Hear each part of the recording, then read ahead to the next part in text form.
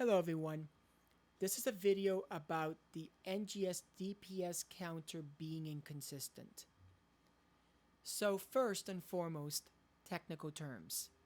If we take the total amount of damage dealt and divide that by the amount of time spent, we get damage per second, or DPS. Likewise, if we take DPS and multiply it by the amount of time spent, we get an approximation of the total damage dealt. So in this screenshot, we have 3037 over the course of 57 seconds. That's cute until we get to the next screenshot where we have 3118 DPS over the course of 64 seconds. So what's going on here? My DPS is higher, but my clear time is slower by 7 seconds. 3037 at 57 seconds versus 3118 at 104 or 64 seconds. Now, as I go through the screenshots, and I'm making sure I go through them slow enough so that you guys can pause the video and see them for yourself. This one is 3313 at 61 seconds, while this one is 3329 at 60 seconds. So I took all the data and I put it through Microsoft Excel and a few more things. It was the quarterstaff cocoon, which is my favorite cocoon, where you fight a single boss. I played as main class Techer, subclass Bouncer. I used a Versh wand with boots multi to it.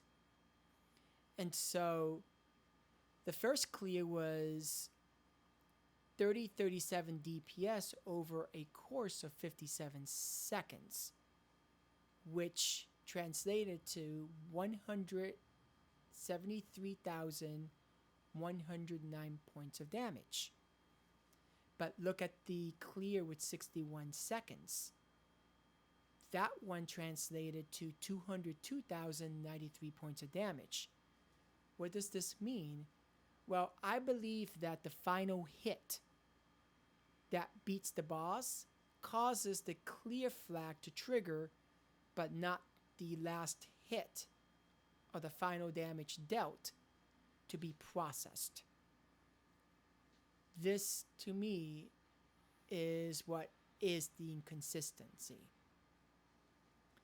And that means a lot, because if I wanted to cheat the system and create a video about how a certain weapon beats out another in DPS, I can manipulate the result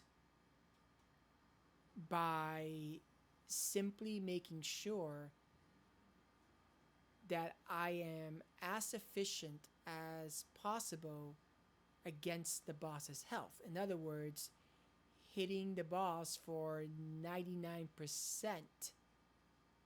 of its health bar and then just quickly finishing it off. And so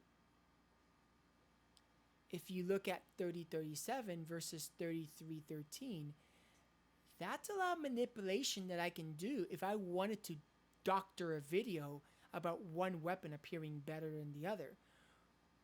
Fortunately, I have morals and I have standards. And this data set was to highlight the existence of the problem. Now I know that this is the first iteration of the DPS counter. All Sega has to do is make sure that the damage dealt does the following. Number one, if the damage dealt goes over a boss's remaining health, meaning I hit the boss for 30,000 points of damage, but it only has 5,000 HP remaining, it should only count for 5,000 HP. In other words, in order for DPS to be accurate, it has to take the boss's health pool into consideration.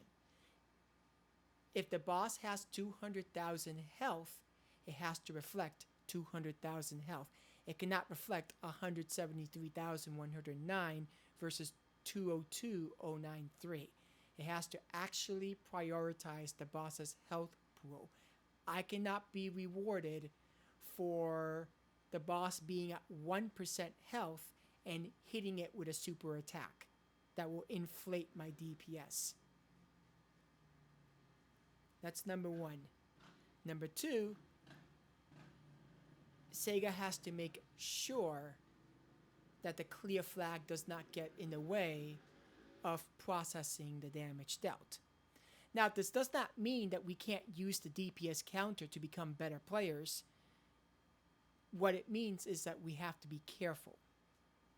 And so I'm hoping that this video taught you something and that you can continue making strides towards becoming the player that you wish to be. Now take care, everyone. Good luck and have fun.